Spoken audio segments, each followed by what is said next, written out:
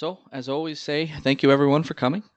We have a good webinar for you today. We're going to cover not so much the CAD aspects of Onshape, but how you can use Onshape alongside your existing CAD system. So, a lot of the data management, the cloud storage, all the different benefits of using Onshape alongside your existing CAD system. One thing I always say with these webinars, I really encourage you to ask any questions. You can type them into the questions dialog and you go to webinar panel. I'll do my best to answer them as we're going through this. So feel free to type them in. If I don't get to your questions, stick around after the webinar. I'll make sure to answer any outstanding ones. So again, thank you everyone for coming. Let's jump into it. Now, there are a few things I'd like to cover about Onshape in general before we get into the topic of the day. And the first is our mission statement. That is getting everyone working together with CAD on any device, anywhere. And it definitely ties in with what we're talking about today when we talk about using Onshape alongside an existing CAD system. One of the biggest benefits to Onshape and using it, in this scenario is the fact that you can easily share. It makes it very simple to, even if the model was designed in Inventor or SolidWorks, to share your models, import it into a document and share it. And they don't have to install any viewers or do anything special. With a free Onshape account, they can see the same models that you are. So everyone working together with CAD on any device, anywhere, and this includes mobile devices, so iPads, iPhones, Android phones, Android tablets.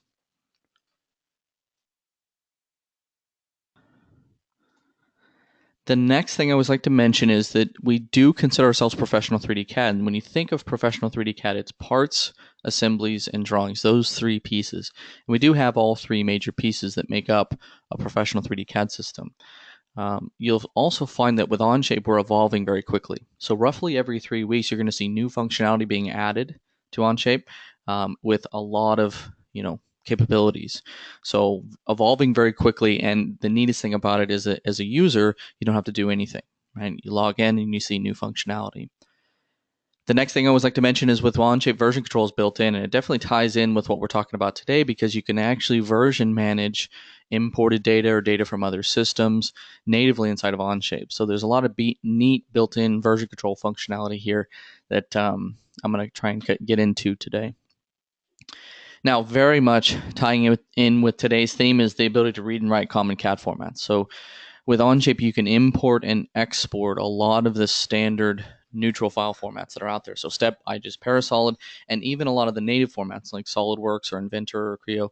So there's a lot of standard files that we can import natively and we can export. So it makes it a great tool to use alongside another CAD system, which is what we're going to focus on today. And then also entirely new methods of collaboration. So once your documents or your files are into a document in Onshape, it's very easy to collaborate with others. You can share your doc. You can even see each other's screen in real time. You can chat inside of a doc via comments. There's all kinds of cool stuff you can do with collaboration in Onshape that is definitely worth exploring. So what are we going to talk about today? Well, the primary thing we're going to cover here today is import and export. And what I'd really like to do is just kind of give you 4 examples where importing models and exporting models is going to help you in certain situations. So 4 examples where you might use Onshape alongside another CAD system. As I always say with these webinars, again, ask any questions you'd like in the questions dialog in the GoToWebinar. I do my best to answer them as we're going through it.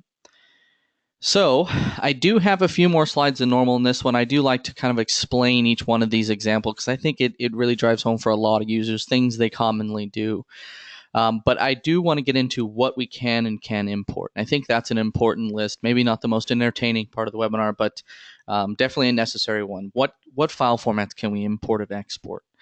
So it's important to point out there's 3 important distinctions here. We have import and export of parts, assemblies, and drawings. This is the list for parts. Now, this list is always changing. In fact, it changed yesterday, and I haven't updated it yet. Rhino is now a supported import and export type as of yesterday. So again, always evolving. We just recently announced an update. Importing and exporting of parts. So you have Parasolid, ACES, Step, IGES, Inventor, CATIA V5, SolidWorks, Creo, JT, and then now Rhino. Now, in terms of export, it's Parasolid, ACES, Step and IGES, SolidWorks, STL, and again, now Rhino. So that's the list for parts. The list for assemblies is a bit shorter, of course. For import, it's Parasolid, ACES, Step, and IGES, SolidWorks Pack and Go, although there's an asterisk I want to explain, and then JT files. And then you can export assemblies as Parasolid and Step. And then, of course, the last one, drawings. Importing, exporting drawings, you have DXF and DWG for import, and DXF, DWG, and PDF for export. So pretty straightforward list. Now, I mentioned before Pack and Go, and if you're a SOLIDWORKS user, you're familiar with the term Pack and Go. It's just a way to package the entire assembly in a single folder or zip file.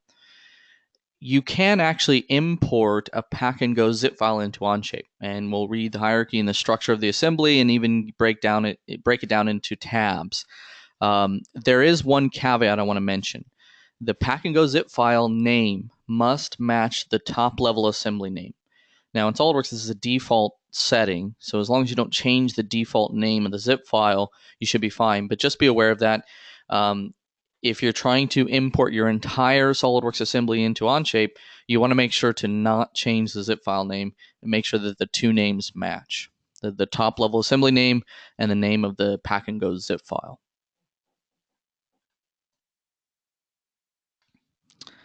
All right, so let's get started. Now, I mentioned before we have 4 examples, and really I just kind of I wanted to break down 4 of the most common. Obviously, there's many examples I could give you where we could use Onshape alongside another CAD system, but I tried to break down what I think is probably the 4 most prevalent use cases.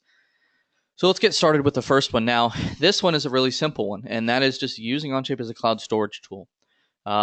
So if you're trying to just back up your CAD data. A lot of users use Dropbox or Google Drive or something like this. Onshape works well in this role as well, and there's a number of benefits that Onshape gives you. Real quickly, a question: can we save or export parts in 3D PDF? Not natively within Onshape. However, we just announced the Onshape App Store yesterday, day before, and there is an app that will allow you to do that. So if you haven't already, check out the Onshape App Store. You'll find a link to it at the Documents page in Onshape. Number of different apps: Cloud FEA, rendering, Fluid Dynamics, CAM. There's a number of different apps in there that are worth checking out. One of them is 3D PDF capabilities. Okay, so Onshape is a cloud storage tool. As I mentioned before, it's the simplest example I can give you is, I'm just building my model in whatever CAD system on my local machine, and I want to be able to back up my CAD files. And there's a number of reasons that Onshape works well in this role, but the biggest is you can upload and store any file format. So a document, think of an Onshape document as a container that can hold anything. PDFs, spreadsheets, any file extension can be imported into a document and stored, which means you have a cloud backup. And so you can think of a document as a project container backup in the cloud that you can always go back and reference and download, and even version control, which I'm going to cover here in just a bit. But again, the big thing I want to point out is with an Onshape document, you can upload and store any file, whether it's CAD data, whether it's miscellaneous data like PDFs or spreadsheets. You can upload any of that to an Onshape document. Now, many of these files, even the non-CAD data, things like PDFs and images and videos, will actually render right inside of Onshape. So you can look natively at a PDF inside of Onshape. You don't have to download it and view it separately. So it's not just a simple cloud storage. There's also viewing capabilities built into Onshape as well for non-CAD data. Now, of course, one of the biggest benefits and one of the biggest differences between Onshape and Dropbox or Google Drive for a similar scenario is we have a native viewer built in.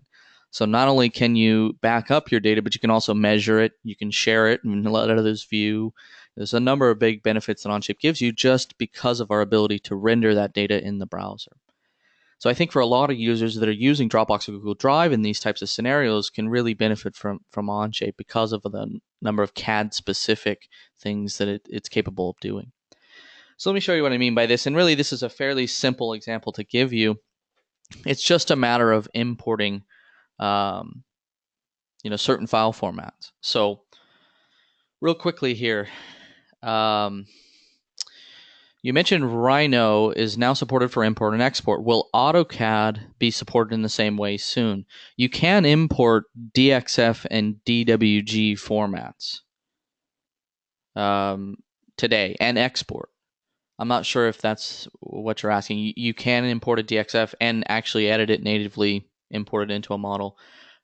Forgive me if that's not the files you're referring to.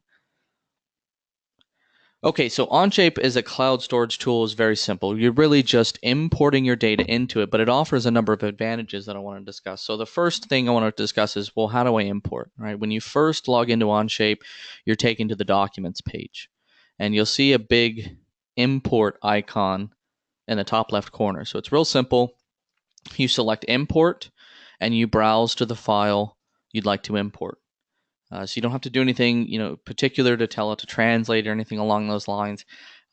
If it's a parasolid step, any of those that were on that list I showed you a second ago, Onshape automatically translates and makes it visible.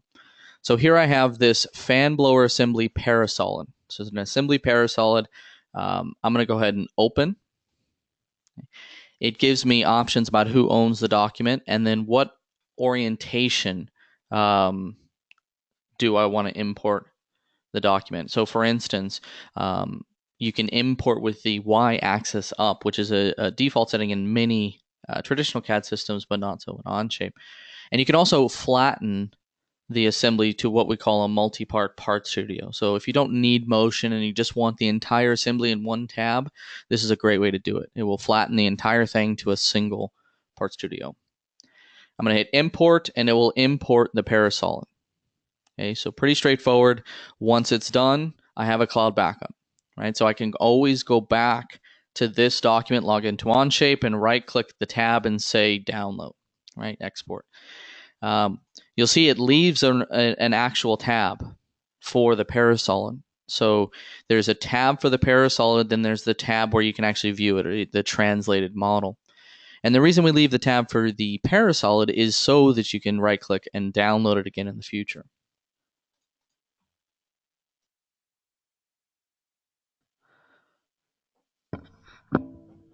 Question, the AutoCAD 3D files, can you import AutoCAD 3D files, not the 2D drawings?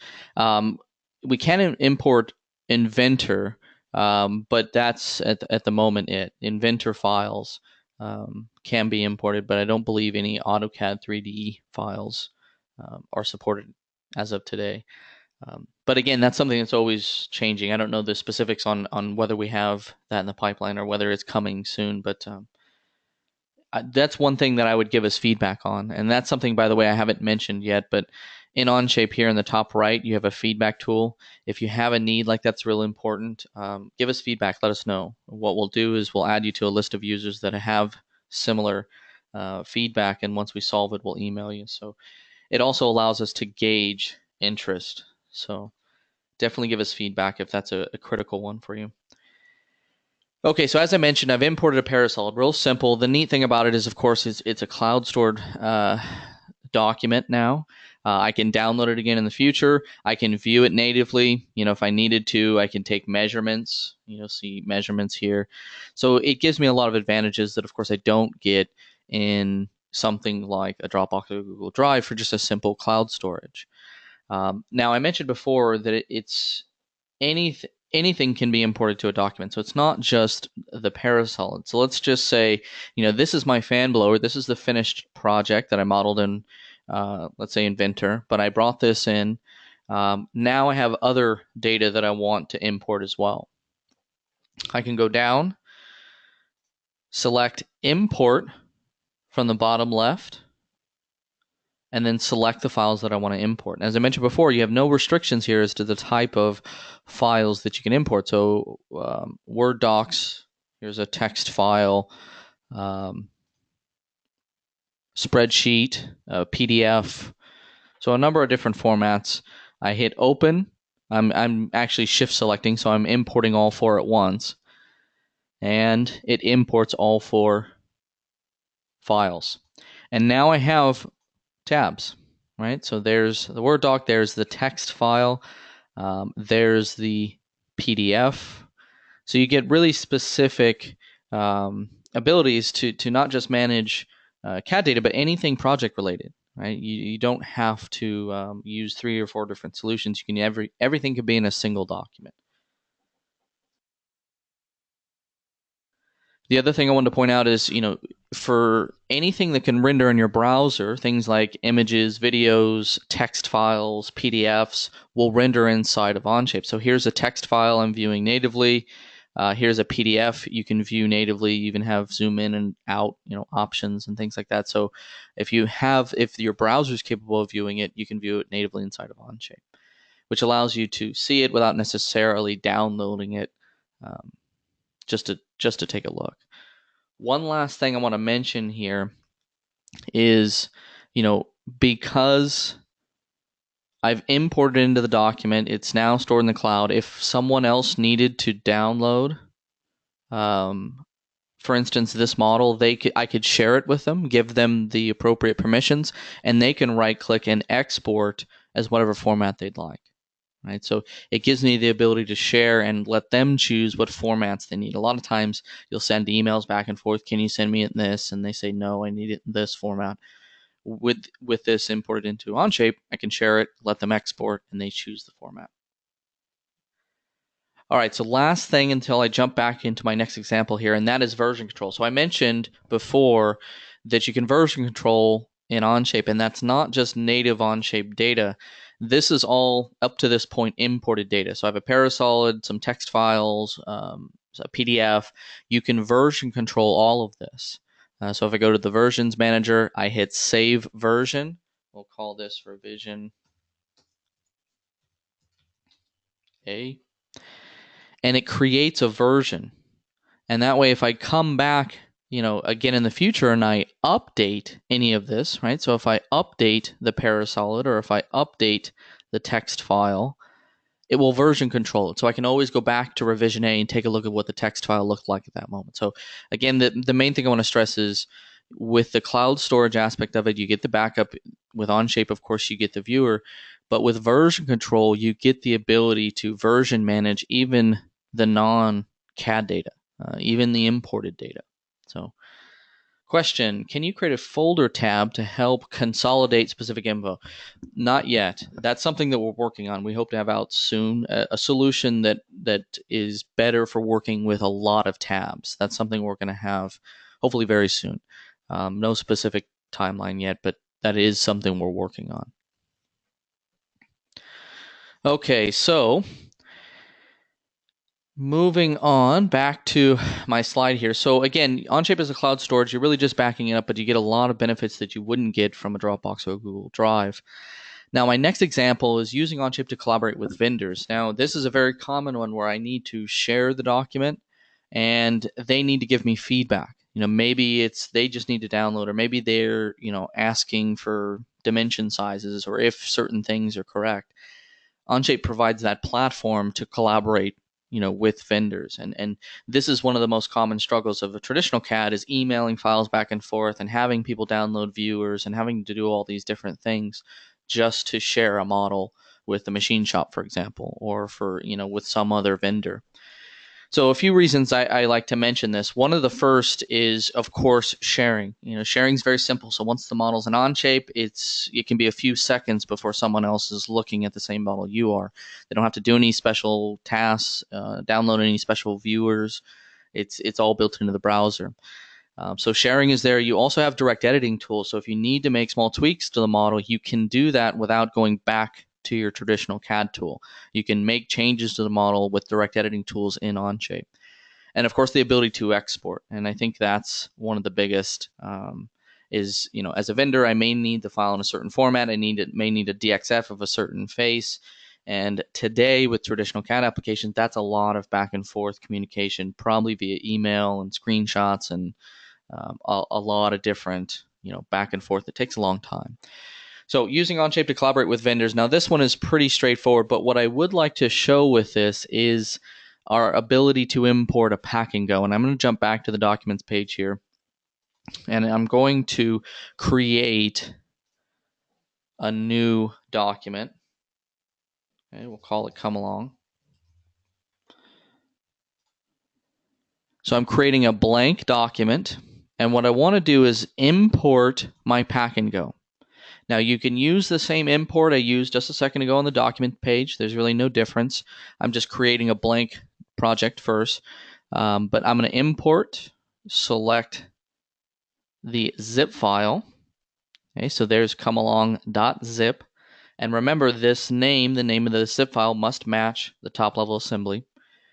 I hit open and import. Okay.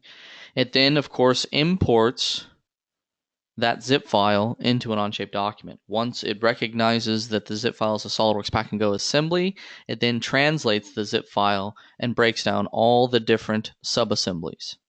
So as I mentioned before, we can read the native structure of the assembly and then break down that assembly. So here's the come along, right? Here's the handle assembly for the come along. So you can see that it's able to recognize that structure. Okay. So that's really all it takes to import a SOLIDWORKS assembly as a complete package. You have the sub-assemblies, you have all the parts in their own tab.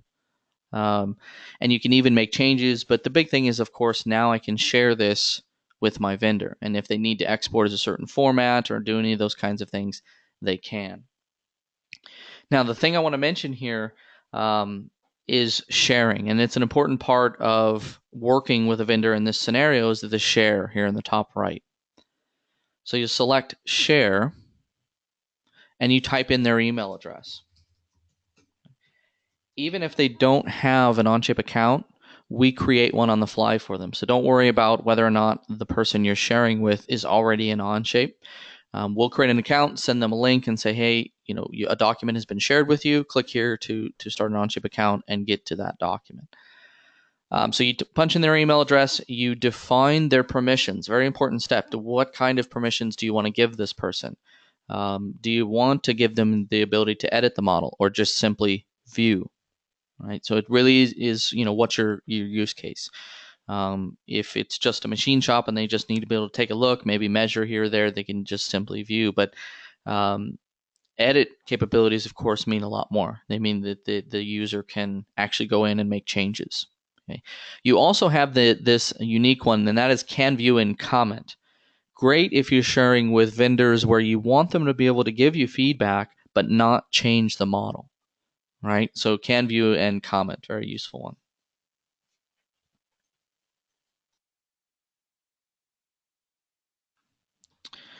Okay, so I define the permissions, I hit share, and immediately they're given access to the document. So it doesn't take anything special, within seconds they can be in the document. In fact, you'll get visual feedback that they're there. So you'll see here in the top right, I have the visual cue that someone else is in the document. And if I jump down here, I can see that someone else is, in fact, in that document. You'll even see if they're creating new features. So you can kind of get that real-time feedback between users. Okay. Now, some things I want to point out is, in addition to them being able to get into the document and maybe decide that they want, to export as a step, they have that option. They don't have to send emails back and forth and, attachments and things like that just to figure out what formats they want. They can decide that.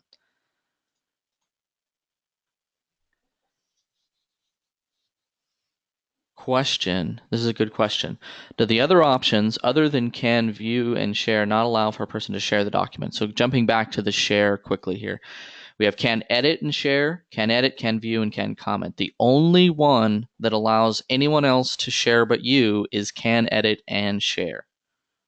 Okay, so the important thing to point out there, the only one that allows others to share your document is this one. Everything else does not. Okay? They cannot share the document.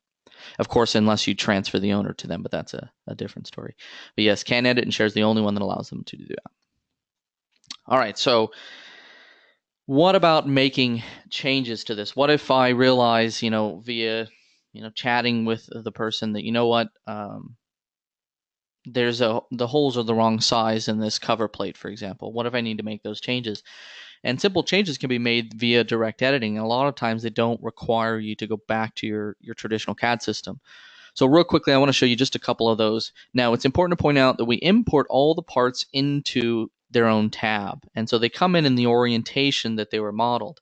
But it's very easy for me to right-click a part, right, and just choose the option that says hide the other parts, right? So I can hide everything else real quickly and then go in and hide these surfaces as well. And so now I'm left with just the one part, and I can make my changes. Question: can share file be downloaded even if it's view only? View only does not allow download, no. Again, another question: can I restrict people I share from exporting or downloading? That would be view only. Right now, we don't have independent control to allow them to edit but not download. That's something that we're working on. But right now, view only is the solution if you're worried about them exporting. Okay, so I mentioned before direct editing tools. We do have a series of direct editing tools here in the toolbar. So you'll see things like modify fillet, delete face, move face, and of course replace face. And these are very useful in simple situations where I need to make changes to the model. So an example of this might be like a move face where I define, these holes are 1/8 of an inch too small, right? And I can do an offset and I can even grab and drag. But of course, I want 0.125 offset, green check OK, and now I've made a simple change to the part. So all those simple changes you can make. Let me show you another example of that. Let's make a change here to the grip.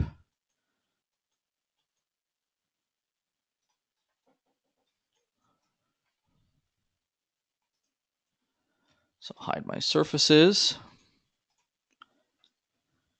And let's just say, for example, this is the grip on the come along that I need to change the pocket depth, for example. This is another scenario where I could use move face and just grab the face and drag it up with a translate. And I'll punch in a value here. Green check. And I change the depth of that. So simple changes like that. Another example I always like to show is you can do modifications of fillets, for example. So I can select a fillet and have it dynamically resize to a different radius, right? So now I'm resizing that fillet on the grip.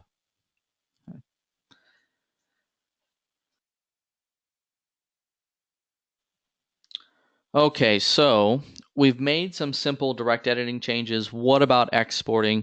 I mentioned before that you can export, and you can right-click a tab and say export, and it will export everything in the tab.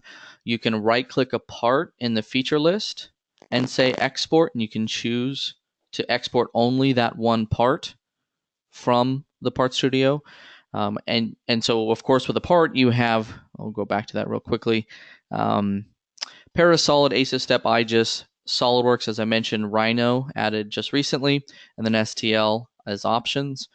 Now, what about DXF? And that's another one that commonly comes up. What if I wanted to export a DXF of a part, for example, or a sketch? So I want to show you that. Let's just say, for example, that I wanted to export this part to have it laser cut, water jet, whatever my goal is. You could do this two different ways, actually, but the easiest, if I have a simple face like this, is to right-click and export as DXF. Right? You can choose the release option, DXF or DWG, and you hit export, and it saves it as a DXF. So it's very simple. Now, you can also export a sketch.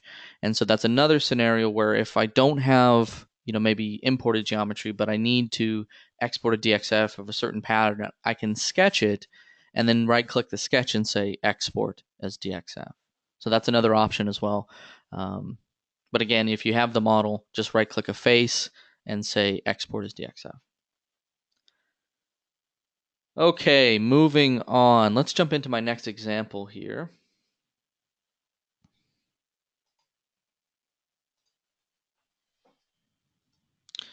Okay, so Onshape is a design review tool. This is another example where you may need to share a document with sales or with a client.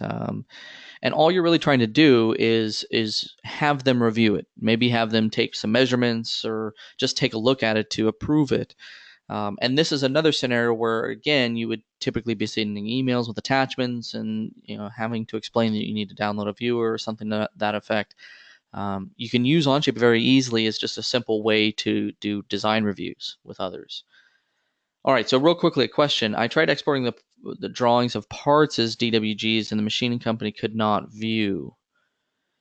I'm not certain what the issue could be there. It's important to keep in mind you right-click a face and say export as DWG, but I'm not certain what could cause the import on the other end. You might try a different release number of DXF or DWG, potentially an older one.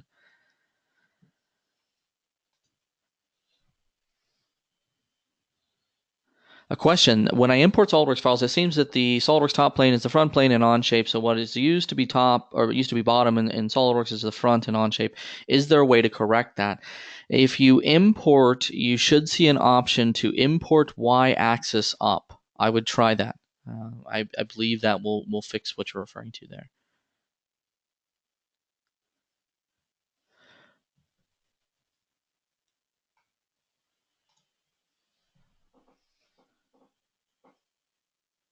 Another good question. If I import a SOLIDWORKS part with a lot of different configurations in Onshape, I only see the base configuration. Am I wrong? Or Onshape can't handle configuration parts? And the answer is yes.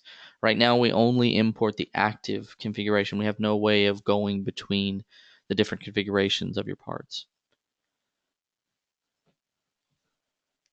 Okay, so moving on, Onshape as a design review tool, there's really two key things that I would like to point out here, and that's follow mode and comment capabilities, because these two tools make it very easy to review designs with anyone.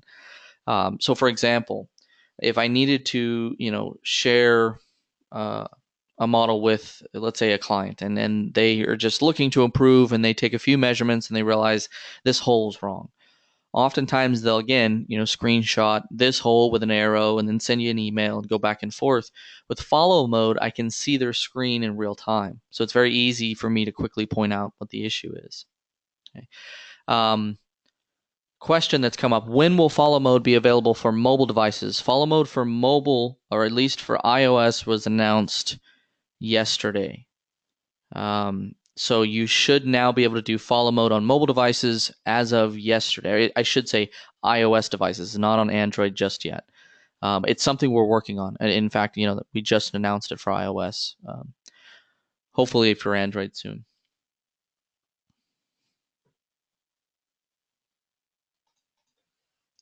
I need to import a common part and then rotate it into 3 identical parts which are at 90-degree rotations to each other's. I would use the import it into a part and use a circular pattern. It sounds like, to accomplish this. So I would, at least just given the question, I would look into circular patterning that part. Is Rhino 4 or supported or just 5? I'm not aware of any limitations for versions of Rhino. As far as I know, it's unlimited, but again, it was just added, so forgive me if that's wrong. Okay, so Onshape is a design review tool. Follow mode is one big one, but the other is comment capability. So if I'm just sharing with a client or a sales rep or my boss and I just need them to review, they can also add comments to the document if I give them that permission. So let me just show you one real quick example of these. Let's just say, for example, this come along I needed to have, reviewed by, in this case, the mold shop. And I've already shared it with them. They're already in the document. I can go in and add a comment. Right? Does this look good?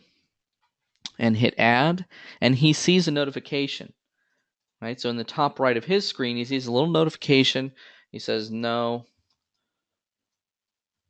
holes are wrong. Okay, he replies. I see one reply, right? So we can chat inside the document. He says, no, the holes are wrong. Now I can say, okay, which holes? So we can communicate back and forth via comments. Now, this is an effective way of going back and forth. If I'm just trying to say, is this right, or does I need to make simple comments, chat back and forth. But what if I need to point out which holes we're talking about? That's a scenario where follow mode comes into play. So what you can do is you can double click their social cue here in the top right. If you double click that, you're instantly looking at their screen, right? So I can see their screen in real time. They can point out the entities they're referring to. They can rotate it, and I'm looking at everything live. So it's a great way to say, hey, what's the fillet, or what's the hole, or what are you talking about in this model? I can just double click their icon and I'm looking at their screen in real time. And it's a great way to communicate with others without having to send screenshots back and forth or anything along those lines. To exit follow mode, all you have to do is left click anywhere in space. The neat thing about it is you're taken to the exact orientation and position that you were looking at on your collaborator screen just a second ago. So it's easy for me to now jump in here and continue my work. Right? One last thing I want to point out is with the comment capabilities is you can add comments here, but you can also tag features with comments. I can right click an edge, for example, and say add comment. Is this whole diameter right?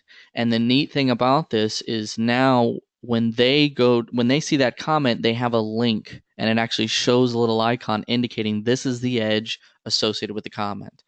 So it's just another way of communicating what it is you're referring to on the model. You can right-click faces, features, edges, and add comments and tag them with them. All right.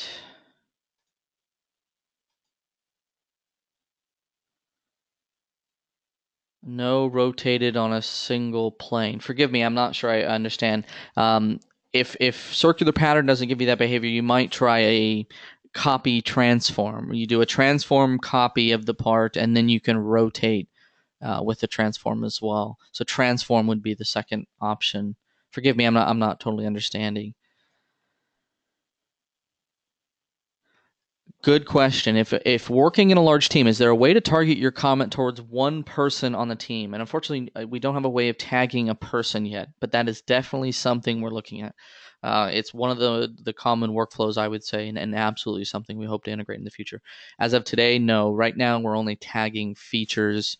There's no way to tag an individual. It's also worth pointing out that by default, if you're not in the document, you will not receive comments, but you can turn them on. So you can turn on email notifications, but this is a global thing. So any comment triggers an email notification. So just keep that in mind. You can get notified, but right now we can't tag individuals.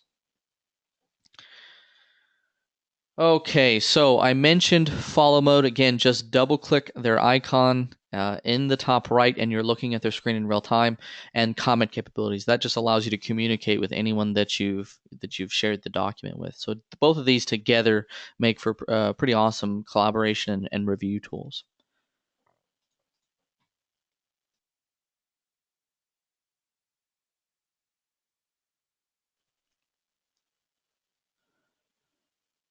Question: when importing a DXF, my screen is small and I cannot see the unit settings, so cannot import. Definitely give us feedback and submit a ticket for that. I mentioned feedback before. They can take a look at the specifics of the DXF and the system and all those things. So definitely use the feedback tool and submit that to us. It's something that we can take a look at rather quickly with all that information. Question: if other user is away or browser is closed, can comments show up in email? They do show up in email if you have the option to receive comment email notifications. So yes, if this box is checked. Right? So if anyone adds a comment and you're not in the document, this box will check them and send them in an email. Okay, so let's move on. Now, I mentioned before Onshape as a design review tool. I think the big things there is you can share your screen in real time, or you can see others' screen in real time, and you can chat in real time with comment capabilities, even tagging individual features. All right, so my last one, and this is a very simple one, but it's just about increasing accessibility.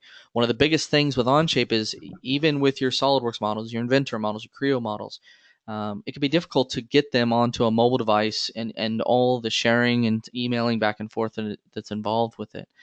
With Onshape, if I have that document if I have that file in a document, I can share it, and anybody with a mobile device, whether it's Android or iOS, can access it.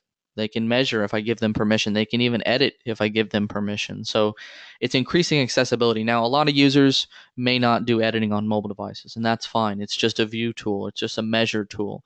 But there's a lot of scenarios where we don't share today because CAD software is very expensive, and it's very cumbersome on the computer that has to run on. And with Onshape, those things disappear.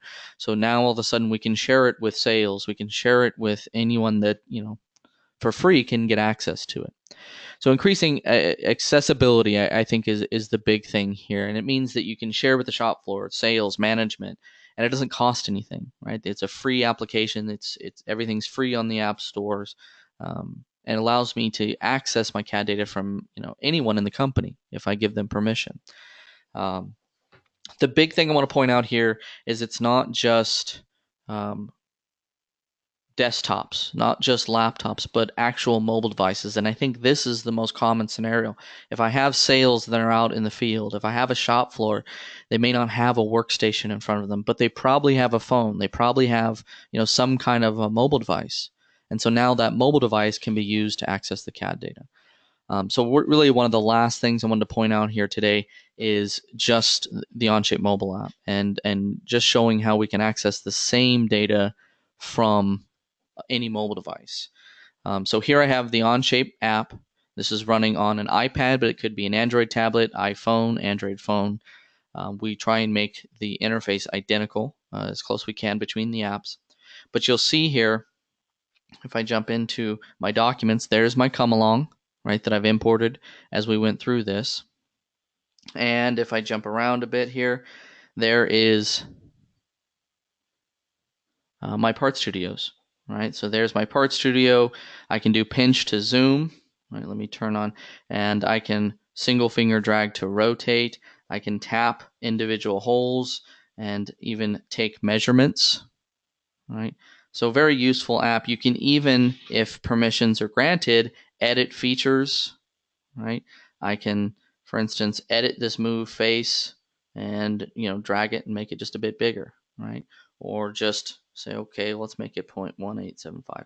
So my point in this is you do have full CAD editing capabilities.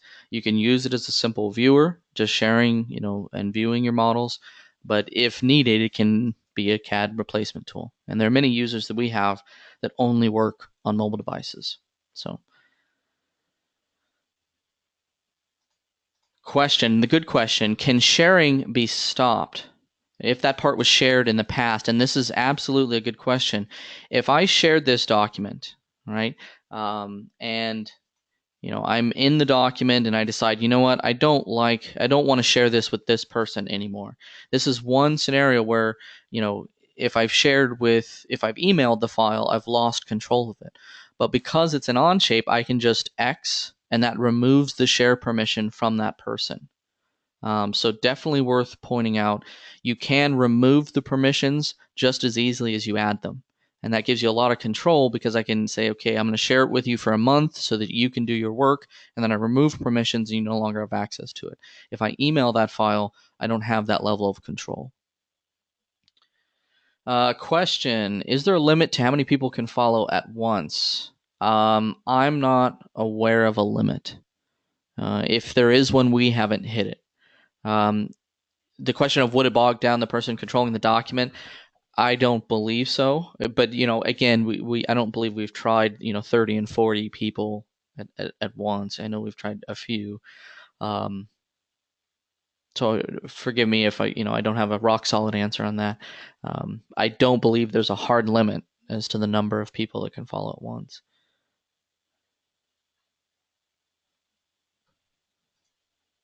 Question. This is a good question. When working with sketches, are there visual cues to show midpoints and things like that? And the answer is yes. Let me show you what I mean. Just Forgive me kind of off the cuff here, but if I draw a line, for example, and I move my mouse along the line, you'll see different things wake up. So the end point, the midpoint, for example, is right there.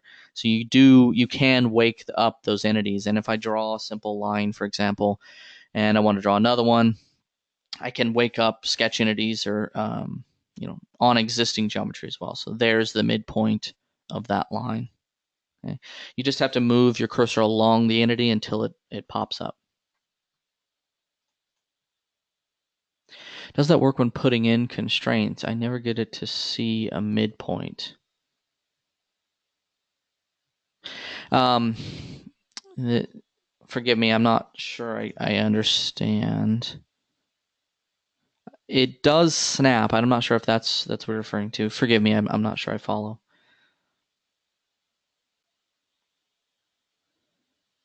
Okay, so just to finish things up here, again, I just wanted to point out again, mobile accessibility gives, and a free Onshape account gives you accessibility from anywhere, sales, shop floor, management, any of these areas where we don't traditionally share our designs, not because we don't want to, it's just because it tends to be very bulky and expensive to do so. Onshape kind of removes those barriers. So CAD data accessibility from anywhere. The last thing I want to mention is if you haven't already, try Onshape in your professional work and let us know what you think. There's a feedback tool. I've mentioned it once or twice in this webinar. Use the feedback tool. Let us know what you think. If there's any issues, send us feedback. We really encourage you to let us know what you think and submit anything that you find. Also, invite others and share. I showed you share just a second ago. It's very easy to do, and a lot of the collaborative benefits are all associated with sharing. So definitely share your documents if you haven't already. Try it out. Again, you can give view permissions. You can define the permissions of the user, so you have that fine degree of control. If you've used Onshape for a while and maybe you're interested in meeting local users, we'd love to hear from you. If you're interested in establishing a local user group, we'd love to hear from you. So that's really what I have. I know there are a number of questions. I'm going to stick around and answer them. So feel free to type them into the questions dialogue. I'm going to stay around. But that's it, everyone. Thank you. Have a good day.